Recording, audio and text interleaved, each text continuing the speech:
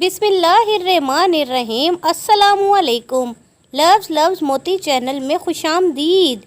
ایک بادشاہ کے دربار میں ایک اجنبی نوکری کی طلب کے لیے حاضر ہوا۔ قابلیت پوچھی گئی۔ کہا سیاسی ہوں۔ عربی میں سیاسی افہام و تفہیم سے مسئلہ حل کرنے والے کے معاملہ فہم کو کہتے ہیں۔ بادشاہ کے پاس سیاست کی بھرمار تھی۔ اسے خاص گھوڑوں کے استبل کا انچارج بنا لیا جو حال ہی میں فوت ہو چکا تھا۔ چند دن بعد بادشاہ نے اپنے سب سے مہنگے اور عزیز گھوڑے کے متعلق دریافت کیا۔ اس نے کہا نسلی نہیں ہے۔ بادشاہ کو تعجب ہوا۔ اس نے جنگل سے سائس کو بلا کر دریافت کیا تو اس نے بتایا گھوڑا نسلی ہے لیکن اس کی پیدائش پر اس کی ماں مر گئی تھی۔ یہ ایک گائے کا دودھ پی کر اس کے ساتھ پلا ہے۔ مسئول کو بلایا گیا۔ تم کو کیسے پتا چلا اصیل نہیں ہے؟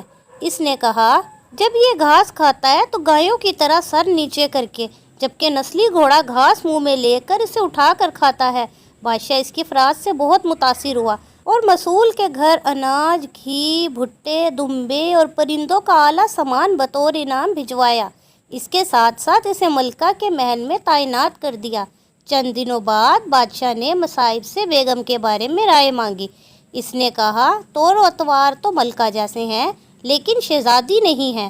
بادشاہ کے پیروں تلے سے زمین نکل گئی۔ حواس بحال کیے، ساس کو بلا بھیجا، معاملہ اس کے گوش گزار کیا۔ اس نے کہا حقیقت یہ ہے تمہارے باپ نے میرے خاوند سے ہماری بیٹی کی پیدائش پر ہی رشتہ مانگ لیا تھا لیکن ہماری بیٹی 6 ماہ بعد ہی فوت ہو گئی تھی۔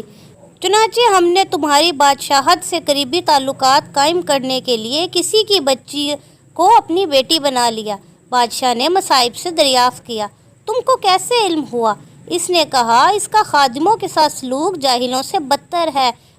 بادشاہ اس کی فرات سے خاصا متاثر ہوا۔ بہت سا اناج، بھیڑ، بکریاں بطور انعام دیں، ساتھ ہی ساتھ اسے اپنے دربار میں متعین کر دیا۔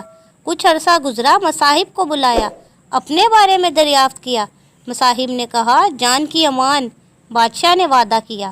اس نے کہا نہ تو تم شہزادے ہو اور نہ ہی تمہارا چلن بادشاہوں والا ہے۔ بادشاہ کو تاؤ آ گیا مگر جان کی امان دے چکا تھا۔ سیدھا والدہ کے محل پہنچا۔ والدہ نے کہا یہ سچ ہے، تم ایک چرواہے کے بیٹے ہو، ہماری اولاد نہیں تھی تو تمہیں لے کر پالا۔ بادشاہ نے مصاحب کو بلایا اور اس سے پوچھا بتا تجھے کیسے علم ہوا؟